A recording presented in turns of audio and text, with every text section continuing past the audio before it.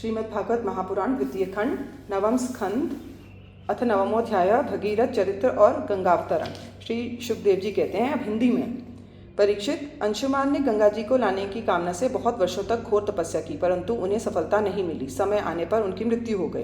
अंशुमान के पुत्र दिलीप ने भी वैसे ही तपस्या की, परंतु वे भी असफल ही रहे। समय पर उनकी भी मृत्यु हो गई। दिलीप के पुत्र थे भगीरथ। उन्होंने बहुत बड़ी तपस्या की। उनकी तपस्या से प्रसन्न होकर भगवती गंगा ने उन्हें दर्शन दिया और कहा कि मैं तुम्हें वर देने के लिए आई हूँ। उनके ऐसा कहने पर राजा भगीरथ ने बड़ी नम्रता से अपना अभिप्राय प्रकट किया कि आप मर्त्यलोक में चलिए। गंगा जी ने कहा, जिस समय मैं स्वर्ग से पृथ्वी तल पर गिरूं, उस समय मेरे वेग को कोई धारण करने वाला होना चाहिए। भगीरथ, ऐसा न होने पर मैं पृथ्वी को फोड़कर रसातल में चली जाऊंगी। इसके अतिरिक्त इस कारण से भी मैं पृथ्वी पर नहीं जाऊंगी कि लोग मुझ में अपने पाप धोएंगे। फिर मैं उस पाप को कहाँ धोऊंगी? भगीरथ, इस विषय में तुम स्वयं विचार कर लो। भगीरथ ने कहा, माता, जिन्होंने लोक परलोक, धन संपत्ति और स्त्री पुत्र की कामना का संन्यास कर दिया है, जो संसार से उपरत होकर अपने आप में शांत हैं, जो ब्रह्मनिष्ठ और लोगों को पवित्र करने वाले परोपकारी सज्जन हैं, वे अपने अंग स्पर्श से तुम्हारे पापों को नष्ट कर देंगे, क्योंकि उनके हृदय में अघरूप अघासुर को मारने वाला भगवान सर्वदा निवास करते हैं। समस्त प्राणियों की आत्मा रुद्रदेव तुम्हारे वेग को धारण कर लेंगे, क्योंकि जैसे साड़ी सूतों में ओतप्रोत है, वैसे ही ये सारा विश्व भगवान रुद्रों में ही ओतप्रोत है। परीक्षित, गंगा जी से इस प्रकार कहकर राजा भगीरथ ने तपस्या के द्वारा भगवान शंकर को प्रसन्न किया। थोड़े ही दिनों में महादेव जी उन पर प्रसन्न हो गए। भगवान शंकर तो संपूर्ण विश्व के हितैषी हैं। राजा की बात उन्होंने तथास्तु कहकर स्वीकार कर ली। फिर शिव जी ने सावधान होकर गंगा जी को अपने सिर पर धारण किया। क्यों न हो, भगवान के चरणों का संपर्क होने के कारण गंगा जी का जल परम पवित्र जो है। इसके बाद राजर्षि भगीरथ त्रिभुवन पावनी गंगा जी को वहां ले आए, जहां उनके पितरों के शरीर राख के ढेर बन पड़े थे। वे वायु के समान वेग से चलने वाले रथ पर सवार होकर आगे आगे चल रहे थे और उनके पीछे पीछे मार्ग में पड़ने वाले देशों को पवित्र करती हुई गंगा जी दौड़ रही थी। इस प्रकार गंगा सागर संगम पर पहुंचकर उन्होंने सगर के जले हुए पुत्रों को अपने जल में डुबा लिया। यद्यपि सगर के पुत्र ब्राह्मण के तिरस्कार के कारण भस्म हो गए थे, इसलिए उनके उद्धार का कोई उपाय न था। फिर भी केवल शरीर की राख के साथ गंगा जल का स्पर्श हो जाने से ही वे स्वर्ग में चले गए। परीक्षित, जब गंगा जल से शरीर की राख का स्पर्श हो जाने से सागर के पुत्रों को स्वर्ग प्राप्ति हो गई, तब जो लोग श्रद्धा के साथ नियम लेकर श्री गंगा जी का सेवन करते हैं, उनके संबंध में तो कहना ही क्या। मैंने गंगा जी की महिमा के संबंध में जो कुछ कहा है उसमें आश्चर्य की कोई बात नहीं है, क्योंकि गंगा जी भगवान के उन चरण कमलों से निकली हैं जिनका श्रद्धा के साथ चिंतन करके बड़े बड़े मुनि निर्मल हो जाते हैं और तीनों गुणों के कठिन बंधन को काटकर तुरंत भगवत स्वरूप बन जाते हैं। फिर गंगा जी संसार का बंधन काट दें, इसमें कौन बड़ी बात है। भगीरथ का पुत्र था श्रुत, श्रुत का नाप। ये नाप पूर्वोक्त नाप से भिन्न है। नाप का पुत्र था सिंधु द्वीप और सिंधु द्वीप का अयुतायु। अयुतायु के पुत्र का नाम था ऋतुपर्ण। वह नल का मित्र था। उसने नल को पासा फेंकने की विद्या का रहस्य बतलाया था और बदले में उससे अश्व विद्या सीखी थी। ऋतुपर्ण का पुत्र सर्वकाम हुआ। परीक्षित, सर्वकाम के पुत्र का नाम था सुदास। सुदास के पुत्र का नाम था सौदास और सौदास की पत्नी का नाम था मदयंती।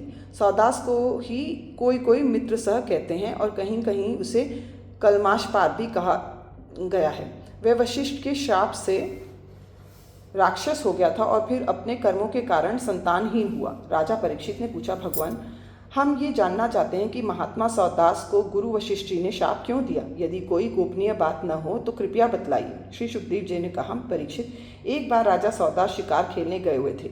वहां उन्होंने किसी राक्षस को मार डाला और उसके भाई को छोड़ दिया। उसने राजा को इस काम को अन्याय समझा और उनसे भाई की मृत्यु का बदला लेने के लिए वह रसोइये का रूप धारण करके उनके घर गया। जब एक दिन भोजन करने के लिए गुरु वशिष्ठ जी ने राजा के यहाँ आए, तब उसने मनुष्य का मांस रांधकर उन्हें परोस दिया। जब सर्वसम्मत वशिष्ठ जी ने देखा कि परोसी जाने वाली वस्तु तो नितांत अभक्ष्य है, तब उन्होंने क्रोधित होकर राजा को श्राप दे दिया कि जा, इस काम से तू राक्षस हो जाएगा। जब उन्हें ये बात मालूम हुई कि ये काम तो राक्षस का है, राजा का नहीं, तब उन्होंने उस शाप को केवल 12 वर्ष के लिए कर दिया। उस समय राजा सौदास भी अपनी अंजलि में जल लेकर गुरु वशिष्ठ को शाप देने के लिए उद्यत हुए, परंतु उनकी पत्नी मदयंती ने उन्हें ऐसा करने से रोक दिया। इस पर सौदास ने विचार किया कि दिशाएं, आकाश और पृथ्वी सबके सब तो जीवमय ही हैं, तब ये तीक्ष्ण जल कहाँ छोड़ूं। अंत में उन्होंने उस जल को अपने पैरों पर डाल दिया। इसी से उनका नाम मित्रसह हुआ। उस जल से उनके पैर काले पड़ गए थे, इसलिए उनका नाम कल्माशपात भी हुआ। अब वे राक्षस हो चुके थे। एक दिन राक्षस बने हुए राजा कल्माशपात ने एक वनवासी ब्राह्मण दंपति को सहवास के समय देख लिया। कल्माशपात को भूख तो लगी ही थी। उसने ब्राह्मण को पकड़ लिया। ब्राह्मण पत्नी की कामना अभी पूर्ण नहीं हुई थी। उसने कहा, राजन, आप राक्षस नहीं हैं, आप महारानी मदयंती के पति और इक्ष्वाकु वंश के वीर महारथी हैं। आपको ऐसा अधर्म नहीं करना चाहिए। मुझे संतान की कामना है और इस ब्राह्मण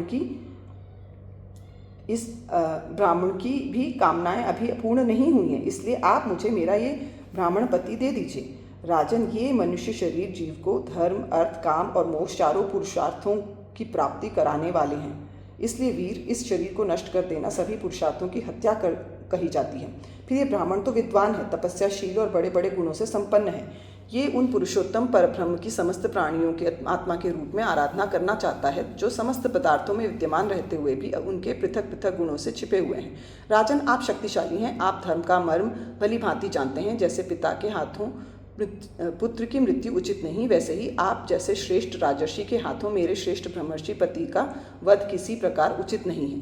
आपका साधु समाज में बड़ा सम्मान है, भला आप मेरे परोपकारी निरपराध श्रोत्रिय एवं ब्रह्मवादी पति का वध कैसे ठीक समझ सकते हैं? ये तो गौ के समान निरीह हैं। फिर भी यदि आप इन्हें खा ही डालना चाहते हैं तो पहले मुझे खा डालिए, क्योंकि अपने पति के बिना मैं मुर्दे के समान हो जाऊंगी और एक क्षण भी जीवित नहीं रह सकूंगी।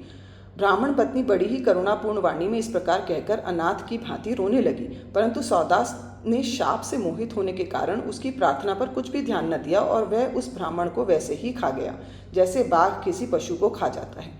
जब ब्राह्मणी ने देखा कि राक्षस ने मेरे गर्भधान के लिए उद्यत पति को खा लिया, तब उसे बड़ा शोक हुआ।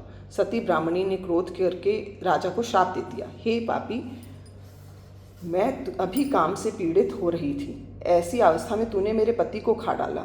इसलिए मूर्ख, जब तू स्त्री से सहवास करना चाहेगा तभी तेरी मृत्यु हो जाएगी। ये बात है, मैं तुझे सुझाया देती हूँ। इस प्रकार मृतसह को शाप देकर ब्राह्मणी अपने पति की अस्थियों को धधकती हुई चिता में डालकर स्वयं भी सती हो गई और उसने वही गति प्राप्त की जो उसके पतिदेव को मिली थी। क्यों न हो, वह अपने पति को छोड़कर और किसी लोक में जाना भी तो नहीं चाहती थी। 12 वर्ष बीतने पर राजा सौदास शाप से मुक्त हो गए। जब वे सहवास के लिए अपनी पत्नी के पास गए तब उसने उन्हें रोक दिया, क्योंकि उसे उस ब्राह्मणी के शाप का पता था। इसके बाद उन्होंने स्त्री सुख का बिल्कुल परित्याग ही कर दिया। इस प्रकार अपने कर्म के फलस्वरूप वे संतानहीन हो गए। तब वशिष्ठ जी ने उनके कहने से मदयंती को गर्भाधान कराया। मदयंती 7 वर्ष तक गर्भ धारण किए रहती, परंतु बच्चा पैदा नहीं हुआ। तब वशिष्ठ जी ने पत्थर से उसके पेट पर आघात किया। इससे जो बालक हुआ वह अश्म, पत्थर की चोट से पैदा हुआ होने के कारण अश्मक कहलाया। अश्मक से मूलक का जन्म हुआ। जब परशुराम जी पृथ्वी को क्षत्रियहीन कर रहे थे तब स्त्रियों ने उसे छिपाकर रख लिया था। इसी से उसका नाम नारी कवच भी हुआ। उसे मूलक इसलिए कहते हैं कि वह पृथ्वी के क्षत्रियहीन हो जाने पर भी उस वंश का मूल प्रवर्तक बना। मूलक के पुत्र हुए दशरथ, दशरथ के एडविड और एडविड के राजा विश्वसह। विश्वसह के पुत्र की चक्रवर्ती सम्राट खटवांग हुए। युद्ध में उन्हें कोई नहीं जीत सकता था। उन्होंने देवताओं की प्रार्थना से दैत्यों का वध कर दिया था। जब उन्हें देवताओं से ये मालूम हुआ कि अब मेरी आयु केवल 2 ही घड़ी बाकी है, तब वे अपनी राजधानी लौट आए और अपने मन को उन्होंने भगवान में लगा दिया। वे मन ही मन सोचने लगे कि मेरे कुल के इष्ट देवता मैं ब्राह्मण, उनसे बढ़कर मेरा प्रेम अपने प्राणों पर भी नहीं है। पत्नी, पुत्र, लक्ष्मी, राज्य और पृथ्वी भी मुझे उतने प्यारे नहीं लगते। मेरा मन बचपन में ही कभी अधर्म की ओर नहीं गया। मैंने पवित्र कीर्ति भगवान के अतिरिक्त और कोई भी वस्तु नहीं देखी। तीनों लोकों के स्वामी देवताओं ने मुझे मुंह मांगा वर देने का कहा, परंतु मैंने उन भोगों की भी लालसा बिल्कुल नहीं की, क्योंकि समस्त प्राणियों के जीवनदाता श्री हरि भगवान में ही मेरा मन मग्न था। जिन देवताओं की इंद्रियां और मन विषयों में भटक रहे हैं, वे सत्वगुण प्रधान होने पर भी अपने हृदय में विराजमान सदा सर्वदा प्रियतम के रूप में रहने वाले अपने आत्मस्वरूप भगवान को नहीं जानते, फिर भला जो रजोगुणी और तमोगुणी हैं वे तो जान ही कैसे सकते हैं। इसलिए अब इन विषयों में मैं नहीं रमता। ये तो माया का खेल है। आकाश में झूठ मूठ प्रतीत होने वाले गंधर्व नगरों से बढ़कर इनकी सत्ता नहीं है। ये तो अज्ञानवश चित्त पर चढ़ गए हैं। संसार के सच्चे रचयिता भगवान की भावना में लीन होकर मैं विषयों को छोड़ रहा हूँ और केवल उन्हीं की शरण ले रहा हूँ। परीक्षित, भगवान ने राजा खट्वांग की बुद्धि को पहले से ही अपनी ओर आकर्षित कर रखा था। इसी से वे अंत समय में ऐसा निश्चय कर सके। अब उन्होंने शरीर आदि अनात्म पदार्थों में जो अज्ञान मूलक आत्मभाव था उसका परित्याग कर दिया और अपने वास्तविक आत्मस्वरूप में स्थित हो गए। वह स्वरूप साक्षात परब्रह्म है। वह सूक्ष्म से भी सूक्ष्म शून्य के समान ही है, परंतु वह शून्य नहीं, परम सत्य है। भक्तजन उसी वस्तु को भगवान वासुदेव इस नाम से वर्णन करते हैं। ओम इति श्रीमद्भागवते महापुराणे पारमहंस्यां संहितायां नवमस्कन्धे सूर्यवंशानुवर्णने नवमोऽध्यायः।